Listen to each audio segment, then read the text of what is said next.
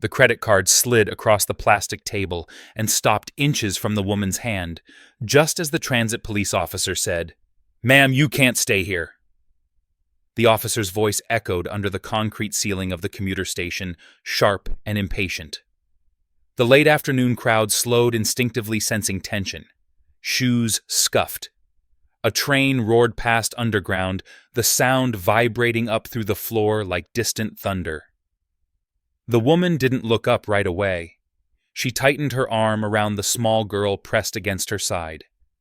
The child's cheek was red from the cold. Her eyelashes fluttered, half asleep, half alert, used to waking at the sound of authority. "I'm not asking to stay," the woman said quietly. "We're waiting for the shelter intake to open." The officer exhaled through his nose. Not angry. Tired. The kind of tired that came from saying the same sentence all day.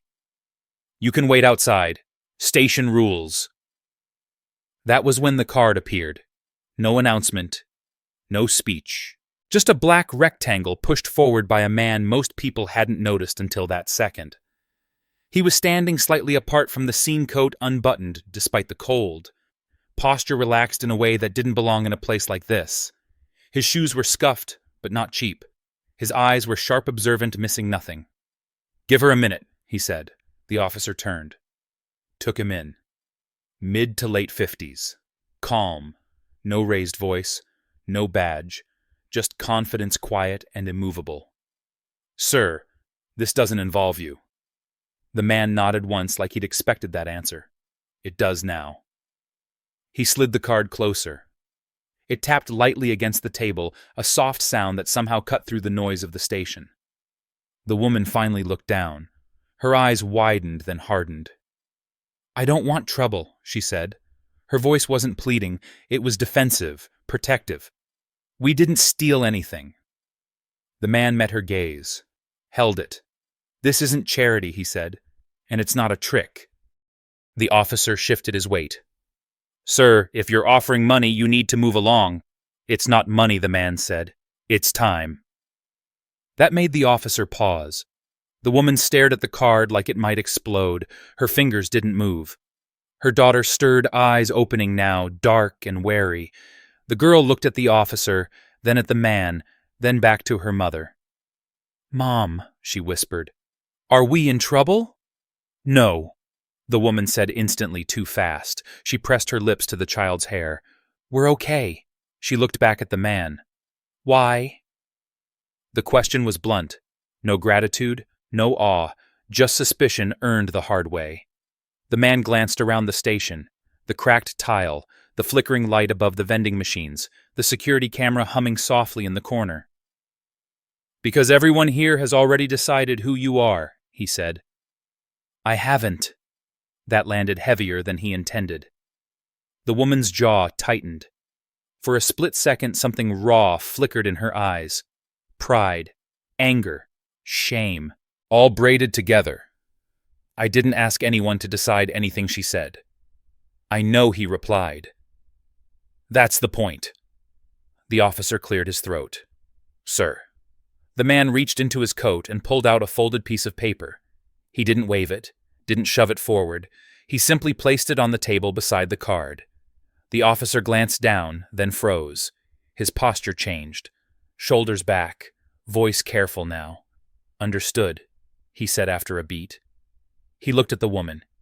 "You have 15 minutes." The crowd moved again. The moment dissolved, leaving behind a pocket of quiet that felt too intimate for a public place. The woman swallowed. "What's on that paper?" "Nothing about you," the man said. "Everything about me." She didn't relax. People like her never did. She shifted the girl higher on her hip, the motion automatic practiced. "I don't take things I can't repay." "You won't repay me," he said. "You'll use it." "For what?" "That's up to you." She shook her head slowly. "No." "There's always a string." "There isn't," he said. "But there is a clock." He tapped his watch. Old. Analog. Not flashy. 24 hours. Starting now. Her breath caught despite herself. "This is insane." "Yes," he said. "That's why it works." She laughed once. Not humor. Disbelief. "You don't know me." "I know enough," he said. "You're not hiding. You're surviving. There's a difference." The girl spoke again, soft but clear. "Is that a magic card?" The man crouched slightly so he was at her level. He smiled just a little. "No," he said. "It's just plastic." The girl frowned. "Then why is everyone scared of it?" The woman closed her eyes. When she opened them, something had shifted. Not hope, not yet, but calculation. A mother's calculation, the kind that weighed risk against hunger, pride against cold. "What if I don't use it?" she asked. "Then nothing happens," he said. "That's also an answer." She studied him now, really studied him. The steady breathing, the still hands, the absence of performance. He wasn't trying to impress her. That was unsettling. "What's your name?" she asked. He hesitated, just long enough to matter. "Daniel." It wasn't his real name. She nodded. "Emily," she said. "And this is my daughter, Grace." Grace watched him like a cat watches a door that might open. Curious. Ready to bolt. Emily reached out finally. Her fingers hovered over the card, trembled, then pulled back. "If this hurts my kid," she said, her voice low, "dangerous, I will find you." Daniel didn't flinch. Fair. She took the card. The sound it made against her palm was barely audible, but Daniel felt it like a blow to the chest. Grace smiled. Just a small one. The kind that came from seeing her mother win a tiny battle against the world. Emily tucked the card deep into her coat, not her wallet. She looked at Daniel one last time. "I don't trust you." He nodded. "Good." She turned and walked toward the exit, her steps quick, decisive. Grace glanced back once, then waved shy and solemn. Daniel stood alone as the crowd swallowed them. A man beside him muttered, "Crazy thing to do." Daniel didn't respond. His phone vibrated in his pocket. He ignored it. Across the city, a boardroom sat waiting. A vote postponed. A deal worth hundreds of millions hanging in the air. None of that mattered in this moment. Because for the first time in decades, Daniel Cole, the man whose signature could collapse markets and shutter factories, had placed a decision entirely out of his control into the hands of someone the world had already written off. And he knew with a certainty that tightened his throat that whatever she chose to do in the next 24 hours would change far more than his bank balance. The first charge hit at 7:16 in the evening, and Daniel Cole was in the middle of firing a senior vice president when his phone vibrated once sharp and precise like a blade tapping glass. He didn't look at it right away. The boardroom was sealed tight, lights low, floor-to-ceiling windows framing a city already slipping into night. 12 people sat around the table, all dressed in variations of authority. The man across from Daniel was sweating, not from fear of losing his job, from fear of losing relevance. "You pushed the trial early," Daniel said, his voice level surgical. "You buried the adverse data in an appendix you assumed no one would read." The man opened his mouth, closed it, tried again. It wasn't intentional. Daniel held up a finger. Silence snapped into place. Intent doesn't matter when people get hurt. A vibration again. Stronger this time. Daniel ended the meeting with a nod. No raised voice. No spectacle. 2 assistants moved immediately, already aware of the outcome. The door closed behind him with a muted thud. Only then did Daniel look down. Transaction alert. His thumb hovered. For half a second, he considered turning the phone face down, pretending the experiment didn't exist, that this wasn't happening, that he hadn't put a loaded weapon into a stranger's hands. He opened it. Drugstore, North Side. A small amount. So small it almost irritated him. He stared at the screen, waiting for the rush of relief or disappointment. Neither came. Just tension coiled and tight. Another alert followed within minutes. Grocery store. Again, modest. Painfully so. Daniel exhaled slowly and leaned back against the hallway wall. The building was quiet now. After hours. Cleaners moved like ghosts at the far end, their carts squeaking softly. He wondered briefly if Emily noticed the security cameras when she walked into those places. If she felt watched, judged, exposed. The phone vibrated again. This one made him straighten. Public transit office. Replacement fare card. Child weekly pass. Daniel closed his eyes. Across town, Emily stood at the counter with Grace pressed against her side, the smell of disinfectant sharp in her nose. Her hands were steady now, but her pulse wasn't. Every beep of the terminal felt like a verdict. The clerk slid the receipt across without looking up. "You're good for the week." Emily nodded. "Thank you." She stepped aside quickly, heart racing. Grace squeezed her hand. "Mom, are we allowed to do this?" Emily crouched, eyes level with her daughter's. "We're allowed to take care of ourselves." Grace searched her face. "Even if it's someone else's money." Emily swallowed. Especially then. They walked out into the cold. The sky had darkened to a bruised blue, the kind that pressed down on your chest. Emily pulled Grace's hat lower. The bag on her shoulder felt heavier now, filled with groceries she hadn't been able to afford in months. Milk, soup, fruit that wasn't bruised. A man watched them from across the street. Not Daniel, someone else. He stood too still. Hands in pockets, eyes following. Emily felt it. She always did. She kept walking. The shelter line was longer than usual. Emily counted heads, counted minutes. Grace leaned against her leg, humming softly. Emily scanned the faces, exhaustion everywhere, anger simmering under the surface. A volunteer waved them forward. "We're full for the night." Emily nodded. She didn't argue. She never did. "Thank you anyway." She turned away. Grace didn't cry. That was worse. They walked 3 blocks before Emily stopped. She stared at the phone in her hand. The card was still tucked deep in her coat, like a secret she wasn't sure she deserved. "There's a motel," Grace said quietly. Remember the blue one? Emily did remember. She also remembered the sign. Weekly rates, no refunds, cash preferred. She looked down at Grace. The girl's lips were cracked, her eyes tired in a way that didn't belong to a child. Emily made the decision without drama, without relief. She turned back. The motel room smelled like bleach and old carpet. The heater rattled like it might give up at any moment, but it worked. That was enough. Emily locked the door twice, then once more. Grace bounced on the bed, then stopped, suddenly aware of the unfamiliarity. "Is this ours?" "For tonight," Emily said.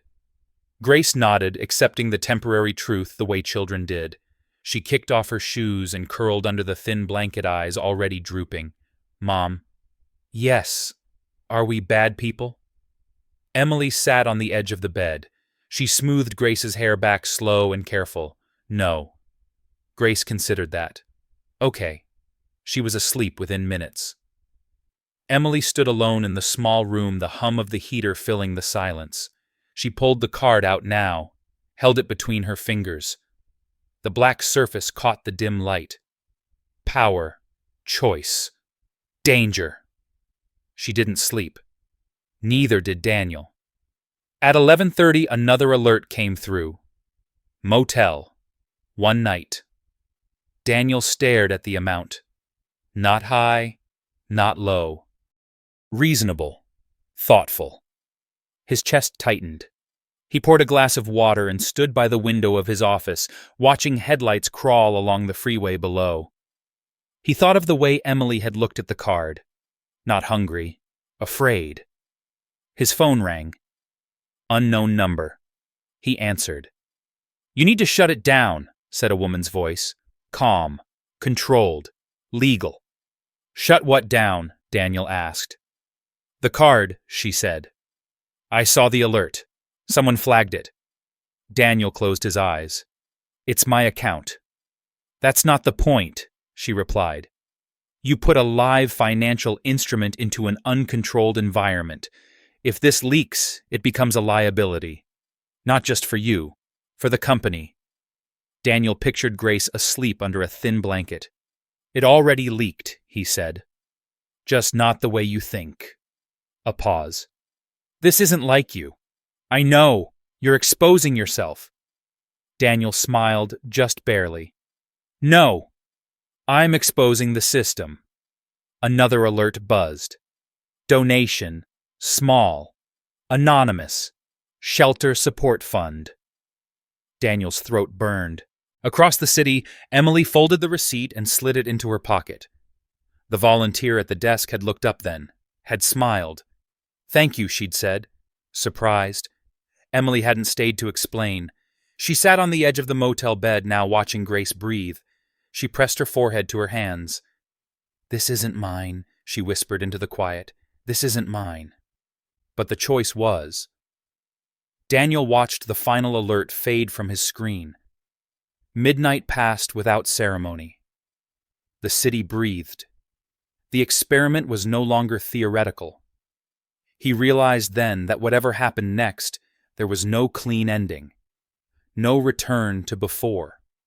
Somewhere between a motel room and a glass tower, two lives had crossed a line that couldn't be uncrossed, and dawn was still hours away. The knock came at 6:40 in the morning, sharp and deliberate, and Emily woke before it fully landed her body trained by months of interruption and threat. She didn't move right away. She listened. The heater rattled. A car passed outside. Grace breathed slow and even. The knock came again, louder now. Housekeeping, a man's voice called too early, too impatient. Emily swung her legs off the bed and crossed the room quietly, every step measured. She checked the latch, the deadbolt. Still locked. She rested her forehead against the door for half a second, steadying herself, then opened it just enough to see. The man wore a cheap uniform and a tired expression. His eyes slid past her shoulder, taking inventory. "Checkout's at 7, he said. "If you're staying payment's due." Emily nodded. "I know." He glanced at the hallway, then back at her. "You got a card?" "Yes." He hesitated. Something shifted. Front desk. Emily closed the door gently and leaned against it, pulse hammering. She looked at Grace, still asleep, hair tangled across the pillow. For one irrational moment, she considered packing up and leaving, disappearing before anyone could ask another question. Instead, she reached into her coat. The front desk smelled like burnt coffee. The clerk from the night before wasn't there. This one was older, gray hair pulled back, eyes sharp but not unkind. She tapped at the computer, waiting. Emily slid the card across. The clerk looked at it, then at Emily, then back at the screen. Her eyebrows lifted just slightly. "Room for another night?" she asked.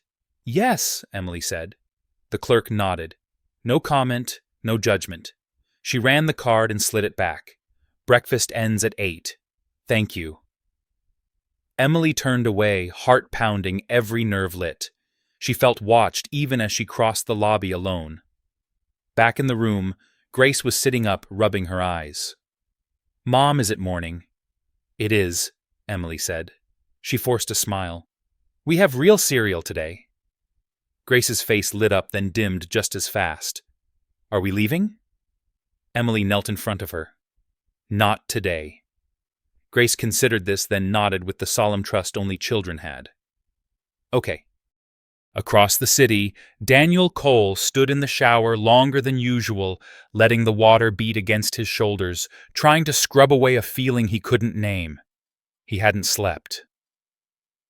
The alerts had stopped after midnight, leaving a silence that felt heavier than the noise. He dressed without thinking, muscle memory guiding him. Suit, watch, coat. His phone buzzed as he reached for the door. "Unknown number," he answered. "You need to come down here," said the voice of his head of security. "Now!" Daniel didn't ask where. "What happened?" "Nothing illegal," the man said. "Not yet." But people noticed. The word hung between them. Daniel ended the call and stared at his reflection in the mirror. He looked exactly the same. That unsettled him more than anything. By 8:30, Emily and Grace sat in the motel breakfast area, plastic chairs scraping against tile. Grace ate slowly, savoring each bite like it might vanish if she rushed. Emily drank coffee she hadn't had to dilute with hot water. A man sat 2 tables away pretending to read the paper. He hadn't turned a page in 10 minutes. Emily caught his eye. He looked away too quickly. Her hand tightened around her cup. "Grace," she said softly, "finish up. Why? Just do it." They stood Emily's movements calm, unhurried. She passed the man without looking at him and pushed through the door into the morning air. The sidewalk was busy now. Commuters, delivery trucks, noise that swallowed fear if you let it.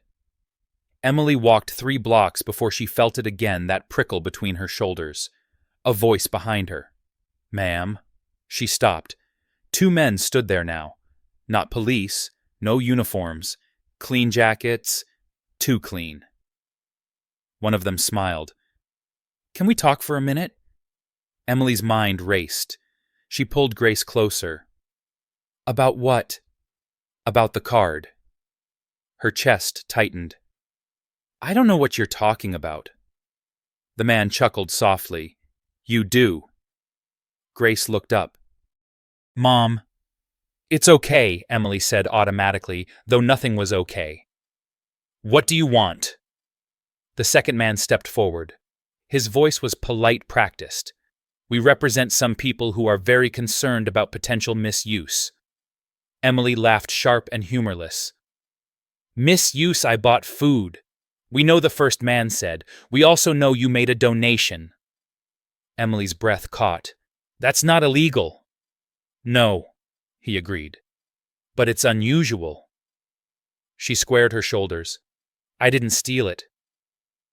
"We're not accusing you," the second man said. "We're offering guidance." Emily stared at them. "Get away from my daughter." Before either man could respond, a car door slammed nearby. Daniel Cole stepped into the sidewalk like he owned it. He didn't raise his voice, didn't hurry. He simply looked at the men, then at Emily. "That won't be necessary," he said. The men stiffened. The smile vanished. Mr. Cole, one said, recognition dawning. "We didn't expect you in person." "I didn't expect you at all," Daniel replied. "And yet, here you are." Emily stared at him, shock rippling across her face. "You know them?" Daniel didn't look away from the men. "They work for a firm that likes to preempt risk by intimidating the wrong people." The second man bristled. "We're protecting assets. You're threatening a mother on a sidewalk," Daniel said. "Walk away." "This isn't wise," the first man said. "The board won't like this."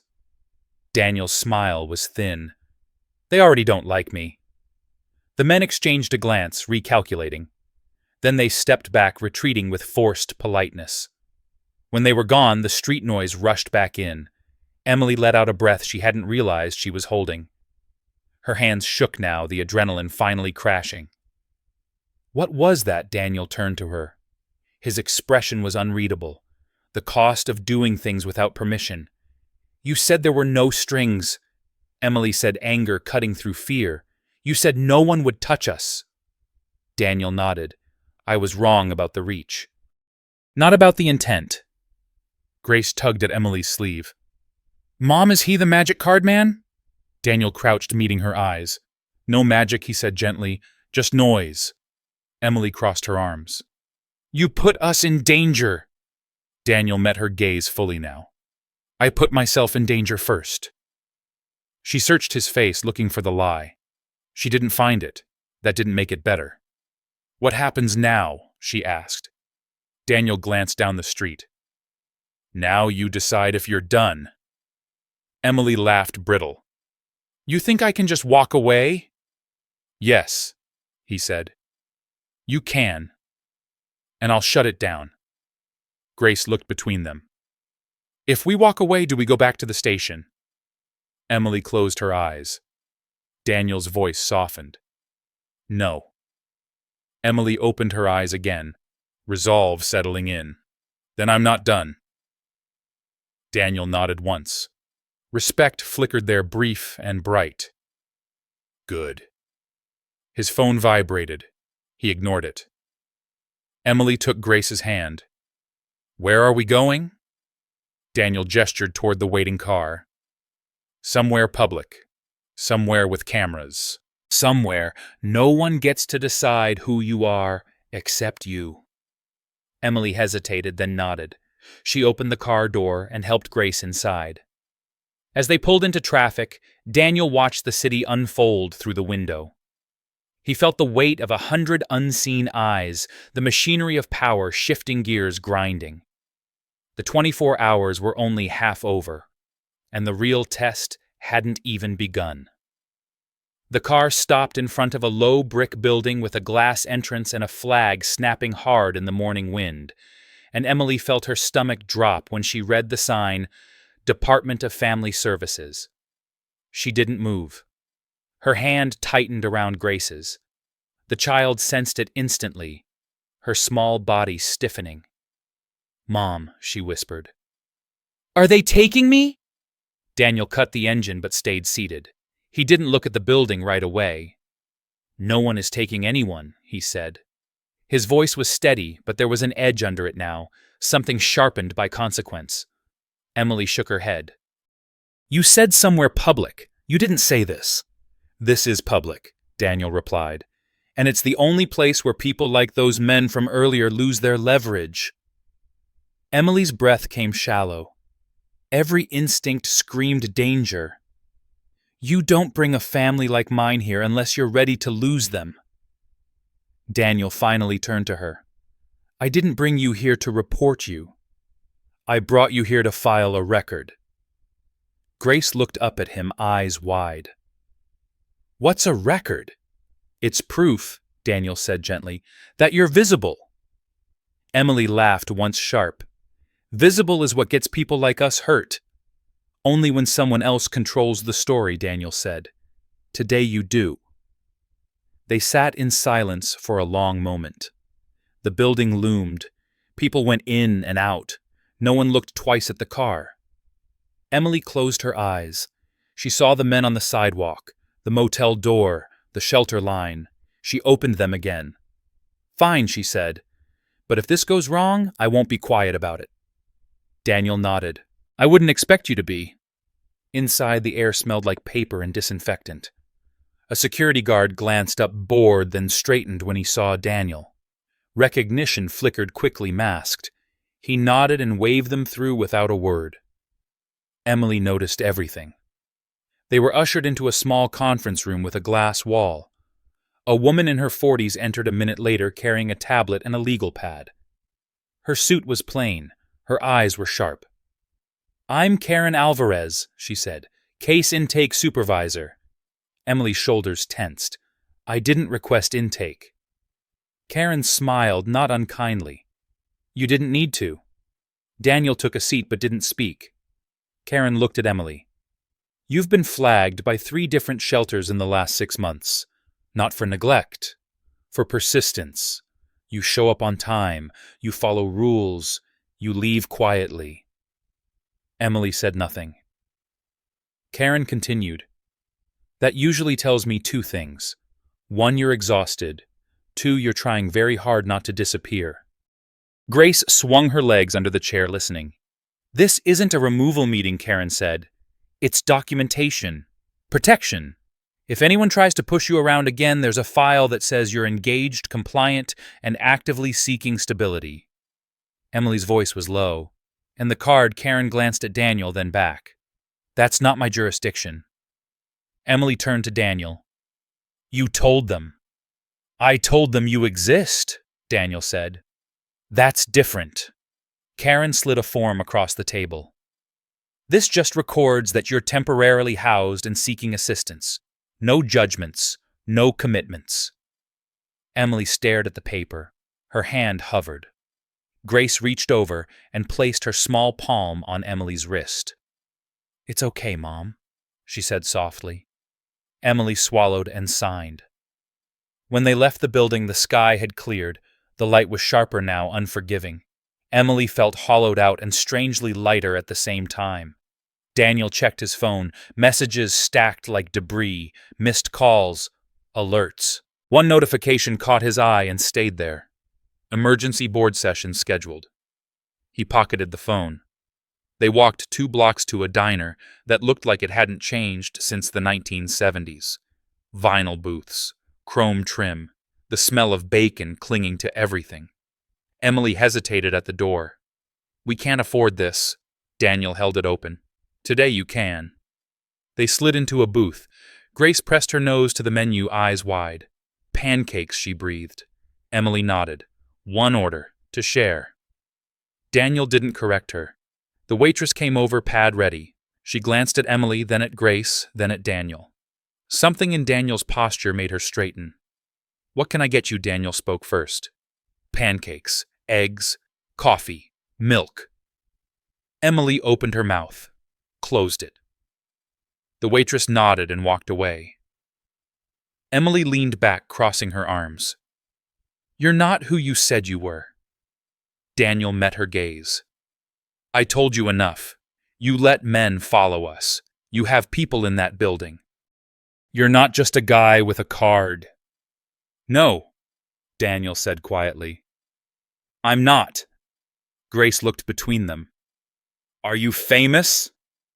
Daniel smiled, faint. Sometimes. Grace considered that. My teacher says famous people don't listen. Emily almost laughed. The food arrived. Grace ate like she hadn't seen pancakes in years, because she hadn't. Emily ate slowly, tension easing with each bite, despite herself. Daniel watched them. He felt eyes on him from across the room. Phones angled just slightly wrong. Whispers, recognition spreading like a stain. His phone vibrated again. This time, he answered. I warned you, said the voice on the other end. Controlled. Cold. You're creating exposure. Daniel looked at Emily, at Grace, licking syrup from her fingers. You're watching a mother eat breakfast, he said. If that's exposure, we deserve it. This goes beyond optics, the voice snapped. You're undermining authority. Daniel stood. The booth creaked. The diner fell quiet in a way that had nothing to do with him and everything to do with power shifting. Authority doesn't come from silence, Daniel said. It comes from accountability. He ended the call. Emily stared up at him. What did you just do? Daniel looked down at her. For the first time, something like apology crossed his face. I made this public. Grace wiped her mouth. Is that bad? Daniel crouched slightly, bringing his eyes level with hers. No, he said.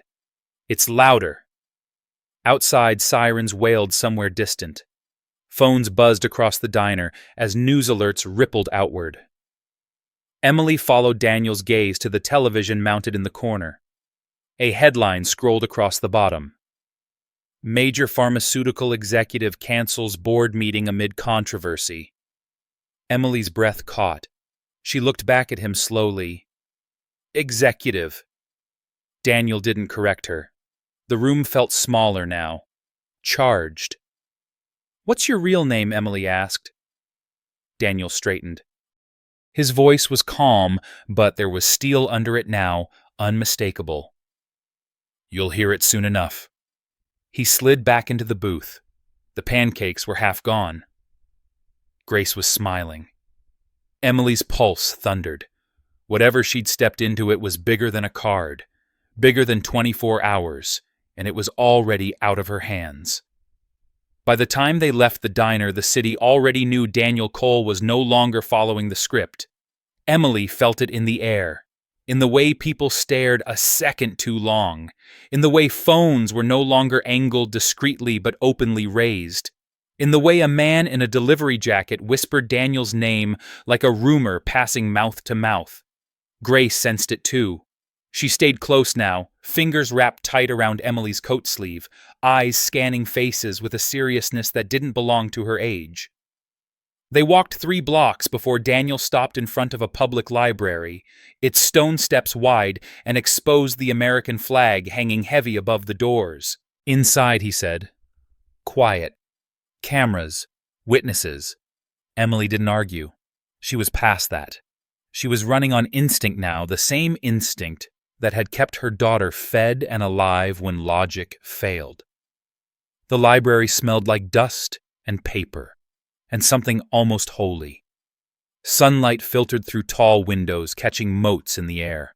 The quiet pressed down, not threatening, just firm. They took seats at a long wooden table. Grace climbed into a chair and pulled out her coloring book, the elephant peeking from her backpack like a guardian. She began to color without being told, her small hand steady. Emily watched Daniel closely now. Not with gratitude, with assessment. "You still haven't said your name," she said. Daniel looked around, then leaned forward, lowering his voice. "You don't want it yet. I want to know who put men on a sidewalk near my kid," Emily said. Her voice didn't shake. That scared her more than if it had. Daniel held her gaze. "The men didn't come from me. They came from the assumption that no one would push back." Emily scoffed. "That sounds like lawyer talk." Daniel nodded. "I employ a lot of them." Silence stretched. Somewhere behind the stacks, a printer hummed. Grace looked up suddenly. "Mom, the elephant's name is Eleanor." Emily blinked. "It was Stella yesterday." Grace shrugged. She changed her mind. Daniel smiled despite himself. Emily exhaled slowly. "You're enjoying this?" Daniel's smile faded. "No, I'm responsible for it." His phone buzzed again. He glanced down, then set it face up on the table. Another alert. Not a transaction. A message. Board chair requesting immediate response. Emily followed his gaze. "That's your job." "Yes," Daniel said. "It's also my leverage." Emily folded her arms. "You don't use people as leverage." Daniel's eyes flicked to Grace, then back. "No," he said quietly. "I don't." The phone buzzed again, then again. The table vibrated faintly with each one. Emily leaned in. "Then stop this." Daniel shook his head. "It already stopped. What's happening now is reaction." Grace raised her hand like she was in class. "What's reaction?" Daniel answered, without looking away from Emily. "It's what happens when you pull on something that's been tight for a very long time." Emily stared at him. "You did this on purpose." Daniel didn't deny it. "I chose the moment. I didn't choose the outcome." Emily pushed back her chair and stood. The sound echoed too loudly in the quiet room. Heads turned. "This was supposed to be 24 hours, she said. Not a spectacle." Daniel stood as well, slower, deliberate. "You're right." "Then end it," Emily said. "Take your card. Make it disappear." Daniel reached into his coat. Emily's heart pounded. He pulled out his wallet, opened it, took out a second card. Identical. He placed it on the table. "That one's mine," he said. "The other one is yours until the clock runs out." Emily stared. "You think this is a test?" Daniel shook his head. "I think this is a mirror," She laughed sharp. You don't get to look at my life like a reflection. Daniel's voice dropped. I'm not looking at your life. I'm looking at what my world does when it collides with it. Grace slid off her chair and walked over, holding Eleanor tightly. She looked up at Daniel. Are you in trouble? Daniel crouched, bringing himself level with her. Yes, he said honestly. Grace considered that. My mom says trouble doesn't mean wrong. Emily closed her eyes. Daniel smiled faintly. Your mom is right. The library doors opened. 2 men entered, suits pressed, eyes scanning. Not the same men from before. These moved with entitlement, not caution. Emily felt it instantly. Her shoulders squared. Who are they? Daniel straightened. The next layer. The men approached. One spoke, voice low, professional. Mr. Cole, the board has convened. Daniel didn't move. Without me. The second man glanced at Emily, then at Grace. This situation is escalating. Daniel nodded. Good. The first man's patience thinned. You're risking more than reputation. Daniel met his eyes. So are you. The men exchanged a look. Calculations ran behind their eyes. Emily stepped forward. My daughter doesn't belong in this conversation. Daniel didn't hesitate. Then leave. Emily froze. What? Take Grace. Daniel said. Go somewhere safe. The clock keeps running whether you're here or not. Emily searched his face. And you? I stay, Daniel said. That's the deal. The men stiffened. This is not acceptable. Daniel smiled cold. Neither is intimidation. Yet here we are. Emily's mind raced. She wanted out. She wanted to run. But she'd learned something in the last 12 hours. Running didn't end anything. She took Grace's hand. We're not leaving. Daniel looked at her sharply. Emily. No, she said. You don't get to decide that either. Grace nodded fiercely. I'm brave. Daniel exhaled. Then we do this together. The men stepped back, phones already in hand. Outside, a news van pulled up. Then another. The city pressed closer. Emily felt the weight of it, the exposure, the danger. She also felt something else, a strange, defiant steadiness. She looked at Daniel. When this blows up, they'll come for me. Daniel's voice was iron. They'll have to go through me first. Emily studied him, really studied him. The calm, the control, the way power bent subtly around him without his asking. You're not just rich, she said. Daniel met her gaze. No. Grace squeezed her hand. Mom, she whispered. I think he's important. Emily swallowed. I think you're right. The library's quiet shattered as cameras flashed outside, muffled but relentless. The clock on Daniel's watch ticked forward, steady, indifferent. 9 hours remained. And the test, whatever it truly was, had crossed a line neither of them could step back from. By early afternoon, the library steps had turned into a pressure cooker, and Emily could feel the heat, even from inside. The quiet that had wrapped the building hours earlier was gone. Now there was a low, constant vibration, voices bleeding through stone and glass, the distant bark of questions hurled toward no one in particular. Camera shutters clicked like insects. Sirens wailed and faded. Someone shouted Daniel's last name again, louder this time, tasting it. Daniel Cole sat across from Emily at the long table, jacket folded beside him, sleeves rolled back.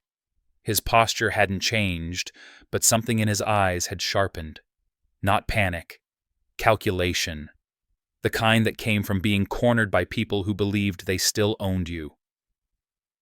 Grace colored without looking up.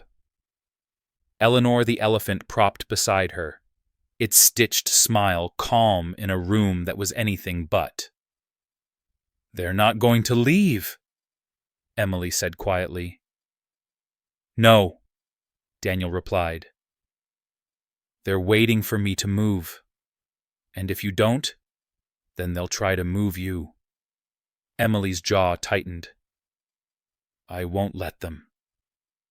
Daniel studied her. I know. His phone buzzed again. This time he didn't silence it. He read the message, then another, then set the phone face down. Emily noticed the tension in his hand. What is it? An injunction threat, Daniel said. And a warning. From who? People who confuse authority with ownership. Grace looked up. Are they mad at you? Daniel nodded. Very. Grace thought about that. Sometimes my teacher gets mad when kids tell the truth. Emily closed her eyes. A librarian approached her, smile brittle. I'm going to have to ask you to wrap this up, she said softly, glancing toward the windows. This isn't what we're equipped for. Daniel stood immediately. Of course. Emily gathered their things, heart racing. As they moved toward the side exit, a shout cut through the air outside, sharp and angry. Someone banged on the glass. Emily flinched. Grace pressed close. Daniel stopped near the door. He took a breath. Listen to me, he said, voice low, urgent. Whatever happens next, you don't owe anyone an explanation. Emily laughed once, bitter. Feels like the world disagrees. Daniel met her gaze. The world isn't a single voice. It's a crowd looking for permission.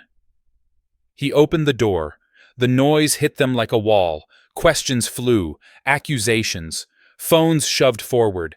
Emily froze her body, screaming danger. She'd learned to avoid attention to slip through gaps. There were no gaps here. Daniel stepped forward, placing himself half a step in front of her without touching her. The cameras pivoted instantly. Mr. Cole. Someone shouted, Are you exploiting a vulnerable family for publicity? Daniel didn't raise his voice.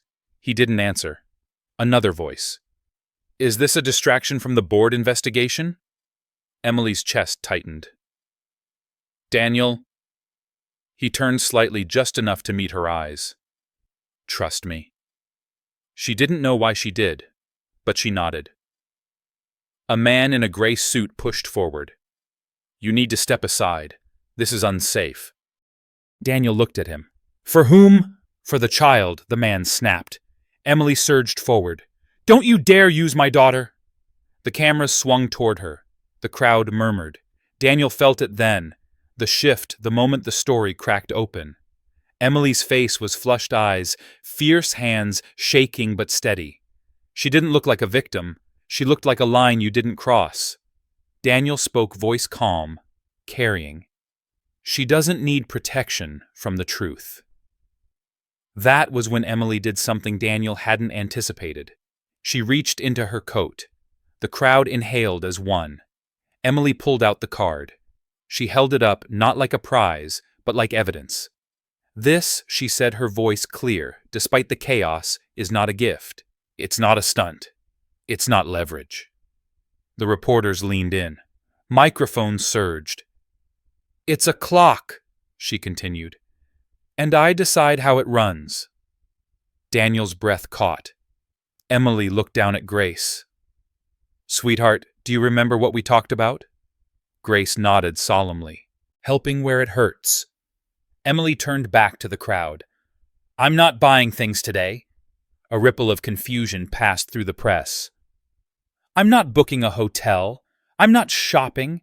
I'm not disappearing. She pointed down the street toward the shelter district. I'm going there. Someone laughed, incredulous. With that card? Yes, Emily said. With this card. Daniel felt his throat tighten. Emily, she shook her head. You said it was my choice. It was. And he had forgotten what that really meant. They moved through the crowd together, cameras scrambling to follow. Emily walked fast, Grace at her side.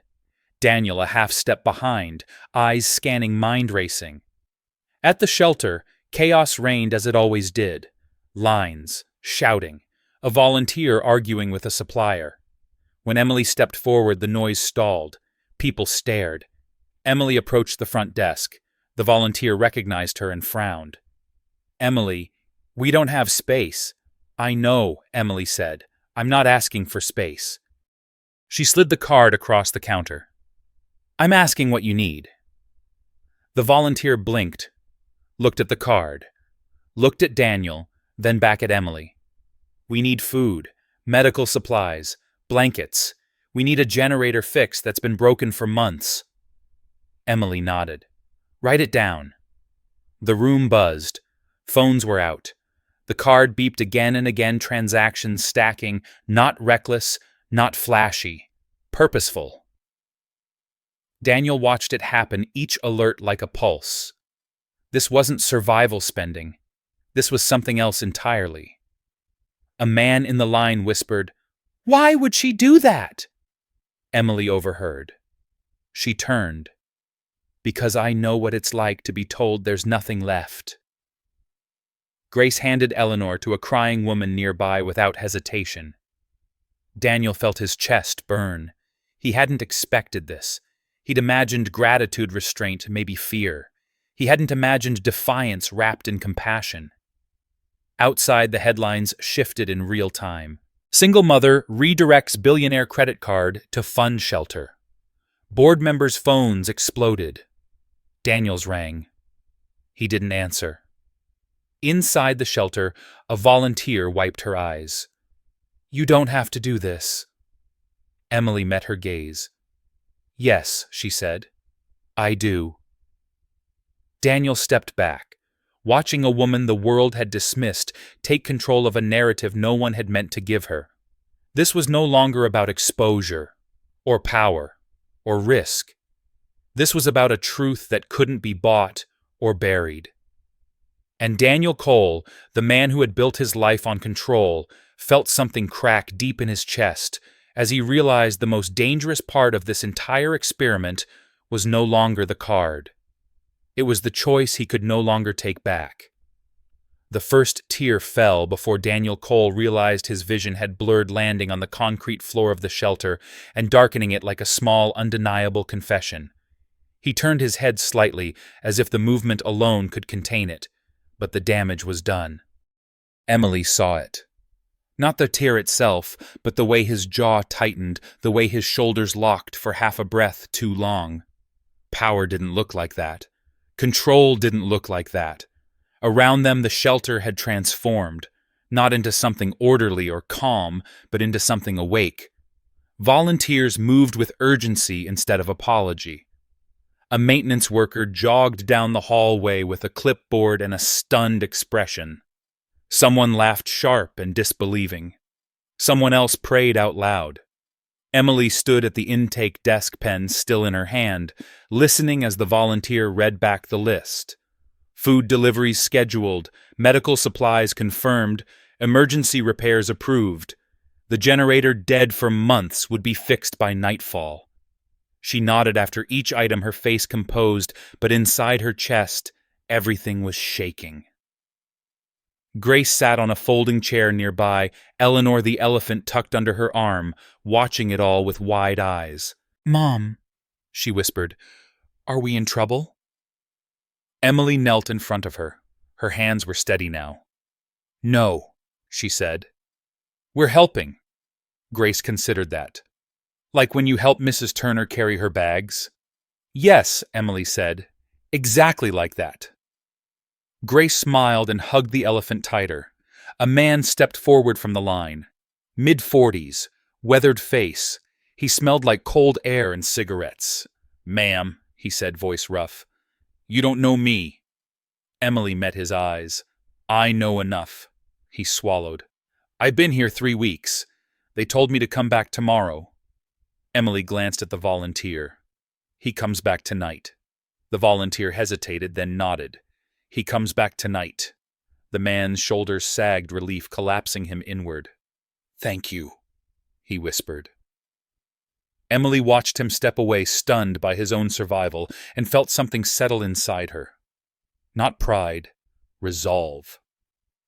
Behind her, Daniel leaned against a pillar phone pressed to his ear, now his voice low, but unmistakably final. "No," he said. "This isn't negotiable." A pause. Then write that down. He ended the call and stared at the screen for a long moment before sliding the phone back into his pocket. Emily approached him slowly.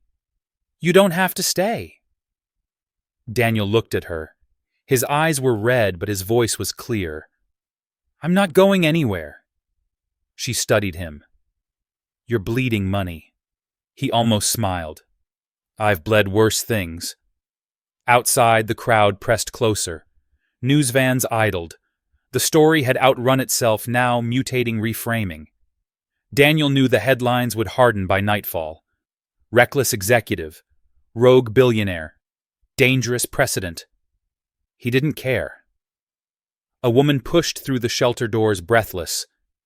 There are people outside asking for statements. Emily stiffened. I don't want Daniel lifted a hand. You don't owe them anything. The woman nodded. They're asking you, she said to Daniel. Daniel stepped toward the door, then stopped. He turned back to Emily. If I go out there, it gets louder. Emily didn't hesitate. Then, don't go alone. Grace stood up. Can I come? Emily crouched. You stay here. Okay? Grace frowned. I want to help. Emily smiled softly. You already are. Grace nodded satisfied and hugged Eleanor. Daniel and Emily stepped outside together. The noise hit them instantly. Shouts, questions, accusations disguised as curiosity. Cameras surged forward like a tide. Daniel didn't flinch. He stood still, hands visible, eyes level. A reporter shouted, Mr. Cole, is this a publicity move? Another voice cut in. Are you laundering reputation through charity? Emily felt her pulse spike. She opened her mouth. Daniel spoke first. No, he said. The word carried. The crowd quieted just enough. This isn't charity. Daniel continued. It's correction. Murmurs rippled. I didn't give Emily a card to see what she would take, he said. I gave it to see what she would do. He gestured toward the shelter behind them. This is what she did. Emily stepped forward, heart pounding. I didn't ask for this, she said. I didn't plan it. I didn't even trust it. A reporter shoved a microphone closer. Then why do it? Emily's voice didn't waver. Because I've been told no my entire life, and today for once, someone didn't. Silence fell heavier than any noise. Daniel looked at her, then really looked at her and felt something in his chest give way completely. He had built companies, controlled markets, bent systems. He had never seen courage like this. Inside, Grace watched through the glass, her small hand pressed to the window. She saw her mother standing tall, unbowed. She saw the man who had started it all standing beside her, no longer above, no longer apart. She smiled. Daniel felt his phone vibrate again. He didn't need to look to know what it was. The board, the lawyers, the consequences. Emily leaned toward him, voice low. Whatever happens next, I don't regret this. Daniel swallowed hard. Neither do I. A final question rang out from the crowd. Mr. Cole, are you prepared to lose everything over this? Daniel didn't answer right away. He thought of the tear on the shelter floor, of Grace's steady hands coloring through chaos, of Emily signing her name without flinching. He nodded once. If this is what it costs to remember who we are, he said, then yes. Inside the shelter, applause broke out. Not loud, not performative, real. Daniel closed his eyes as it washed over him, and when he opened them again, he was no longer the man he had been that morning. The card was still active, the clock was still running. But the test had already been answered. By late afternoon, the shelter was quieter, not because the need had vanished, but because something rare had taken its place order. Boxes lined the walls, now labeled in thick marker.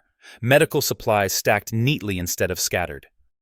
A technician knelt by the generator room, tools spread out, grease on his hands, humming to himself like a man finally allowed to fix what he'd been apologizing for too long. Emily stood near the doorway, arms crossed, watching it all with an expression that hovered between disbelief and vigilance. Every few minutes, she checked on Grace, who sat at a table with two other children coloring in silence that felt safe. Eleanor the elephant had been promoted to supervisor, perched in the center like a quiet authority. Daniel moved through the space without direction, without entourage. People didn't step aside for him anymore. They spoke to him, asked him questions, told him stories he hadn't asked for but needed to hear. A veteran with a bad knee, a woman escaping a violent home, a teenage boy with nowhere to sleep once he aged out of the system. Each story landed like a weight. His phone buzzed constantly now. He ignored most of it. One message broke through. Emergency injunction filed. Board vote pending. Media narrative shifting hostile. Daniel read it once. Then again. He slipped the phone back into his pocket and looked around. Emily noticed. "It's getting worse, isn't it?" He didn't lie. "Yes." "Then why do you look calmer?" Daniel thought for a moment. "Because this is the first time the consequences match the decision." Emily studied him. "You sound like you're ready to lose." Daniel met her gaze. "I already have. The version of myself that could walk away." A volunteer approached, hesitant. "We're running low on hot meals for tonight. The delivery got rerouted." Emily turned instantly. "How many?" "About 40 people won't get dinner." Emily's jaw tightened. She looked at Daniel. He didn't reach for the card. He didn't have to. Emily already had it in her hand. "I'll handle it," she said. Daniel watched her walk to the side office, heard her voice through the thin walls. Calm, direct. No begging, no explanation. Just logistics. Grace looked up. "Mom sounds brave." Daniel smiled softly. "She is." Minutes later, a food truck pulled up outside its engine, loud and unapologetic. The driver jumped out, scanning the crowd, confused. Emily waved him over. The smell of hot soup spread through the shelter. People laughed. Someone cried. Daniel felt his throat tighten again. A young woman approached him, eyes wary but curious. Why her, she asked. Out of all of us. Daniel answered without hesitation. Because when no one was watching, she chose others. The woman nodded slowly. "That'll do it." Outside, the sun dipped lower, casting long shadows across the street. The cameras were still there, but the questions had changed. Less accusation, more uncertainty. Inside a nearby car, a man in a tailored suit spoke into his phone, voice sharp. "We need to separate them. The narrative is slipping." Daniel didn't know that yet. He felt it anyway. Emily returned, cheeks flushed from the cold. "Meals are covered. For tonight and tomorrow." Daniel nodded. "Thank you." She scoffed lightly. "You didn't do this." "No," he said. "You did." Grace ran over and wrapped her arms around Emily's waist. "I helped too." Emily laughed, the sound breaking something open. "You did!" Daniel's phone buzzed again. This time he answered. "Yes," he said. A voice he recognized immediately spoke. Older, controlled, furious beneath it. "You're finished." Daniel closed his eyes. "I've been finished for a while. I just didn't know it. This will destroy your position." Daniel looked at Emily, at Grace, at the shelter that hummed with fragile stability. Then it wasn't much of a position to begin with. The line went dead. Emily watched his face. "That was bad." "Yes," Daniel said. "Like end of career bad. Like end of something," he replied. She nodded. "Endings make space." He smiled, a real one this time. "You're very good at reframing disaster. I've had practice." As evening settled, the shelter doors closed to the outside noise. The crowd thinned. The cameras retreated to chase fresher outrage. Inside, people ate, slept, breathed. Daniel sat on a folding chair near Grace, who had fallen asleep, mid-coloring crayon still in her hand. Emily gently removed it and tucked Eleanor under her arm. "She didn't cry today." Emily whispered. Daniel nodded. She didn't have to. Emily sat beside him, exhaustion finally catching up. When this ends, she said, I don't know what happens to us. Daniel looked at her serious. Neither do I. She frowned. That doesn't comfort me. It shouldn't, he said. But it's honest. She leaned back, staring at the ceiling. I thought the worst part of being poor was not having money. I was wrong. Daniel waited. It's being invisible, she continued. Today everyone sees me, and I don't know if I can go back. Daniel's voice was quiet. You won't. She turned. You don't know that. I do, he said, because I won't let them forget. Emily studied him, searching for promise. She found resolve instead. Outside the city shifted, already digesting the story, reshaping it. Somewhere deals were being rewritten, alliances tested, careers weighed against conscience. Daniel felt the clock on his wrist tick forward, hours slipping away. He realized then that the 24 hours had stopped being about what Emily would do with his money. They had become about what he would do without his protection. Grace stirred, murmuring in her sleep. Emily leaned down and kissed her forehead. Whatever happens, Emily said softly, I don't regret this. Daniel nodded. Neither do I. The shelter lights dimmed, settling into night. The card remained active. The balance barely dented compared to what Daniel could afford to lose. But the cost had already been paid, and it wasn't measured in dollars. The city changed its tone after sunset, and Daniel Cole felt it the moment his phone went silent. No more alerts, no more warnings, no more threats disguised as concern. The absence was louder than anything that had come before. Emily noticed too. She sat up from the folding chair, where she'd been half resting, eyes narrowing. That's not calm, she said. That's regrouping. Daniel nodded. They've stopped arguing. That means they've decided. Grace slept curled on her side, Eleanor tucked beneath her chin, unaware that the air itself felt heavier now. The shelter lights hummed softly. Somewhere down the hall, a volunteer whispered directions. A door closed gently. The fragile order of the afternoon held but barely. Daniel checked his watch. 10:30 at night.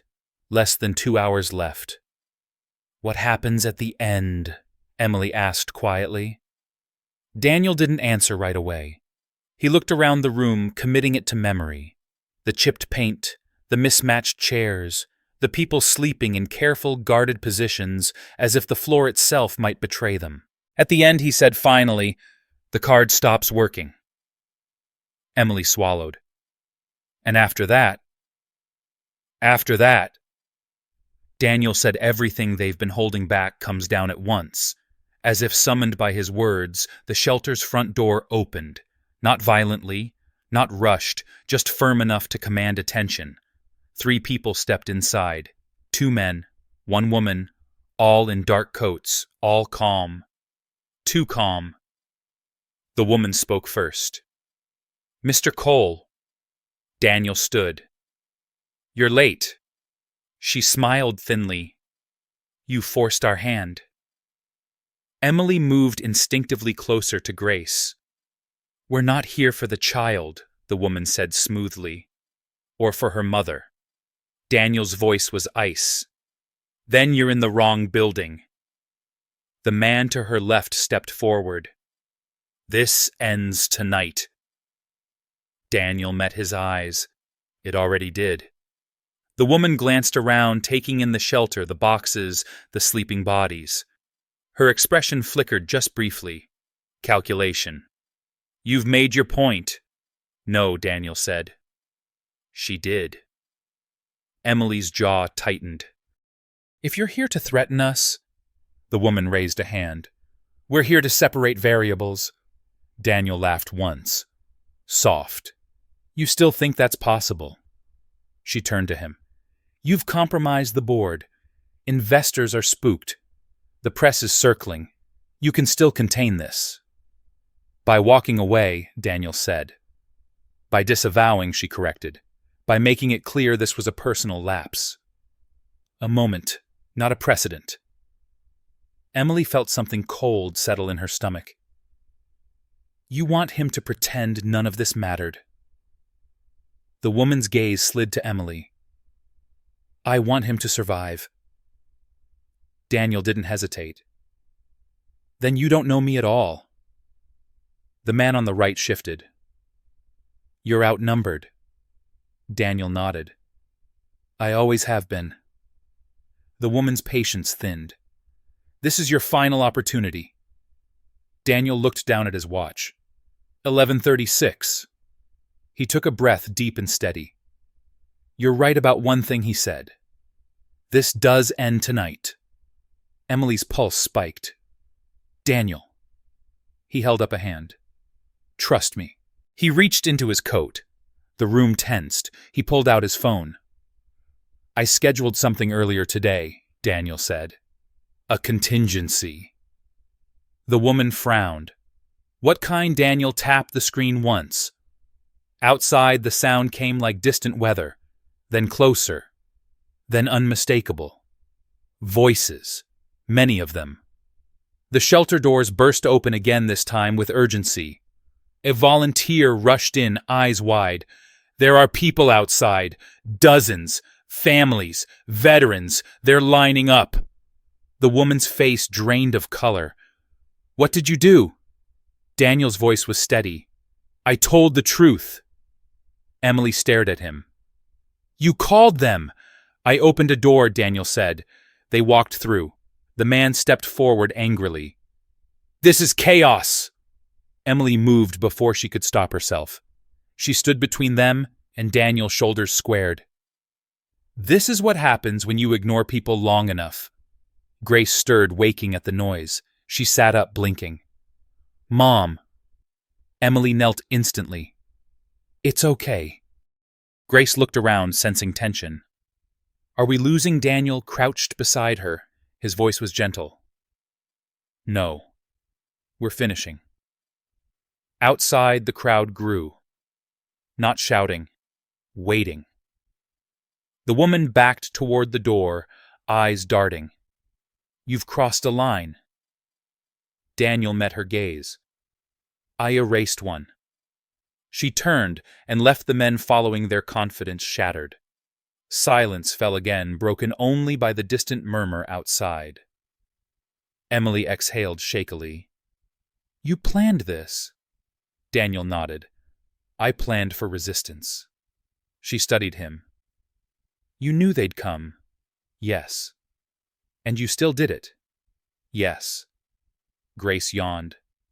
Can we go home now? Emily's throat tightened. Soon. Daniel checked his watch again. 11:58. He stood in the center of the shelter, heart pounding, aware of every second. The card in Emily's pocket hummed like a live wire. At midnight, it stopped.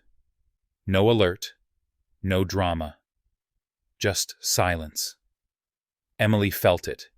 She reached into her coat, pulled out the card, stared at it. It's over.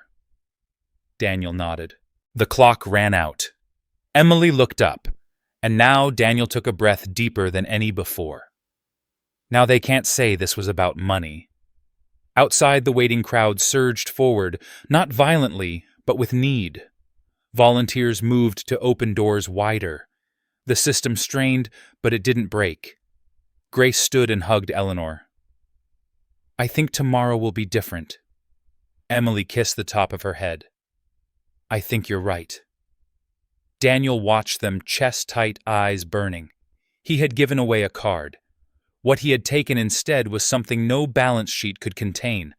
And for the first time in his life, Daniel Cole was ready to face the morning without protection. Morning came without ceremony, pale light slipping through the high windows of the shelter as if unsure whether it was welcome. Daniel Cole was awake before it arrived. He sat on a folding chair, jacket draped over his arm, watching the room breathe back into itself. People stirred. A man coughed softly. Someone laughed in their sleep. The night had held. That alone felt like a victory. Emily woke when Grace shifted beside her. She blinked disoriented, then remembered everything at once. The card, the crowd, the men in dark coats. Midnight. She reached into her coat pocket and felt the card cold and inert. No hum now. No weight beyond plastic. "It's done," she whispered. Daniel nodded. "The part that needed a clock is over." Grace sat up, rubbing her eyes. "Is it morning?" "Yes," Emily said. "A real one." Grace smiled wide and unguarded and hugged Eleanor tight. Daniel felt his throat close around something he didn't fight anymore. By 8, the shelter was full again, not frantic, focused. Volunteers moved with lists instead of apologies. A city council aide arrived quietly, then another. No cameras this time, no speeches. Just clipboards and uncomfortable eye contact. Daniel stood apart, watching the machine of response finally creak into motion. He didn't insert himself. He didn't direct. He let it happen. Emily noticed. She stepped closer. "You're letting go." Daniel smiled faintly. "I'm staying out of the way." "That's new for you." "Yes," he said. "It's necessary." A man approached Daniel, older hair, thinning eyes, sharp with recognition. "They're not happy with you." Daniel nodded. "They rarely are when the truth costs money." "You've lost your vote," the man said quietly. Effective immediately. Daniel absorbed it. The finality. The clean cut. Understood. The man hesitated. "You didn't have to do it like this." Daniel looked past him at Emily, helping Grace tie her shoe at a woman pouring coffee for a stranger. "I did." The man left. Emily watched Daniel carefully. That was it. "Yes. You're okay with that." Daniel took a breath. "I don't think okay is the word. But I'm aligned." They stood in silence for a moment that felt earned. A social worker approached Emily, clipboard in hand. "We have options," she said. "Transitional housing, school placement." "It won't be immediate, but it's real." Emily nodded, overwhelmed. "Thank you." The woman smiled. "You did something important." Emily corrected her gently. "We all did." Daniel watched Emily sign her name again, steady, deliberate. No trembling this time. By late morning, the crowd outside had thinned to nothing. The city had moved on, as cities do. The story would echo, reshape, get argued over by people who hadn't been there. Daniel knew that. He also knew it didn't matter. Emily gathered their few things. Grace held Eleanor like a passport. They stood by the door, uncertain. Daniel approached. "I won't pretend to know what comes next." Emily met his eyes. "I won't pretend I'm not scared." He nodded. "That's honest." She hesitated. "Will they come after us?" Daniel's voice was calm. "No. They already got what they wanted from you. Proof. You can't be erased now." Emily let that settle. "And you?" Daniel smiled, small and real. "I'll be busy." Grace tugged his sleeve. "Are you coming with us?" Daniel crouched, bringing himself to her level. "Not today." Grace frowned, thinking hard. "Will you come back?" "Yes," Daniel said. No hesitation. "I will." Grace nodded, satisfied, and hugged him fiercely. He closed his eyes for a brief second, letting it happen. Emily watched something warm and painful twisting in her chest. "You changed her world." Daniel stood. "She changed mine first." They stepped outside into the morning. The air was crisp clean in a way it hadn't been before. A car waited. Not black, not tinted. Ordinary. Emily paused. "I don't know how to repay you." Daniel shook his head. "You already did." She studied him.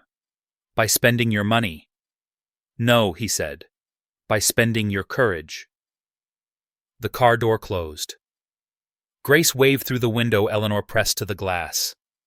Emily lifted a hand, then they were gone. Daniel stood alone on the steps for a long moment. The shelter doors closed behind him, not as an ending, but as punctuation. His phone buzzed. Not a threat, not a demand. A message from an old colleague, then another. People reaching out, not to take, to ask how they could help. Daniel looked at the sky, the pale blue widening overhead. He felt lighter. Not because he had less, but because he had stopped carrying the wrong things. The city resumed its rhythm. Somewhere paperwork would be filed. Decisions contested. Names dragged through headlines and footnotes. Daniel would face it all without armor. He walked away from the shelter with nothing in his hands, and everything in his chest. If this story moved, you take a moment to like and subscribe and share your thoughts in the comments with 3 words. Stand with us.